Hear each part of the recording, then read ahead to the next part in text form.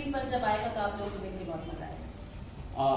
किस तरह की पेयरिंग थी जिस डोली सजा के रखना में खेसारी लाल यादव के साथ?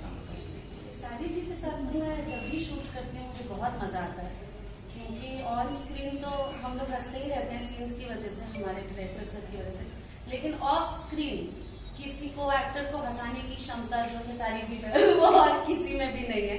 हम लोग पूरे टाइम सेट पे सिर्फ हंसते रहते थे कुछ ना कुछ बात करके, और या तो गाने सुनते रहते थे।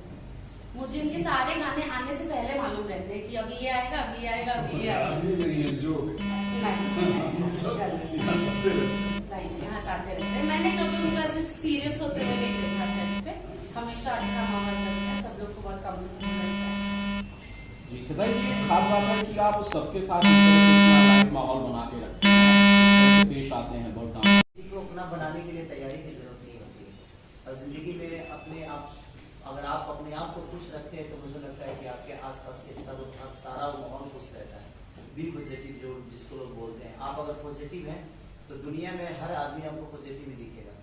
अगर आप नेगेटिव में हैं तो मुझे लगता है हर आदमी आपको माइनस ही दिखेगा। तो आपके ऊपर निर्भर करता है कि आप अपने जीवन को किस दिशा में लेकर जाना चाहते हैं। और मुझे लगता है कि अगर हम सीट पे हैं तो हमारा परिवार तो वही होता है ना।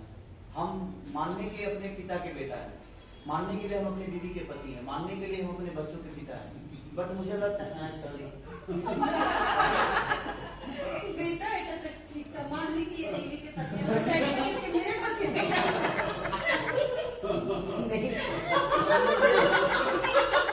जो परफॉर्म में घर पे करना होगा मुझे आप ही करना पड़ता है ना। उसको डबल में नहीं क्यों बना? यही बोल रही मैं, यही ऐसे ही हंसाते हैं लोग और फिर बोलते मैंने कुछ किया भी नहीं। देखिए अच्छा देखिए, जो मैं घर पे परफॉर्म करता हूँ वही परफॉर्म तो यहाँ भी करता हूँ।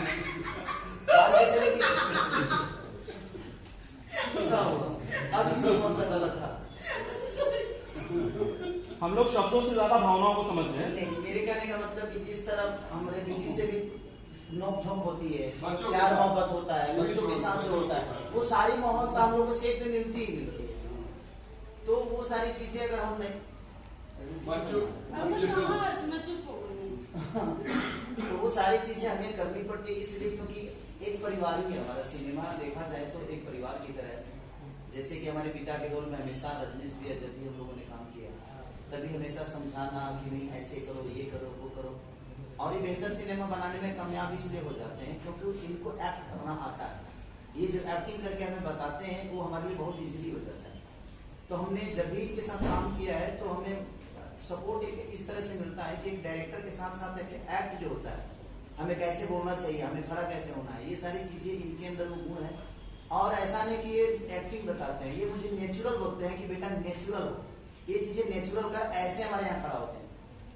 हम तो होगी कि हाँ इधर की कवर कवर में अभी 15 साल से इधर ना है तो थोड़ा सा काम तो कभी कोई बड़ा भवाला स्थिति में आ जाते हैं।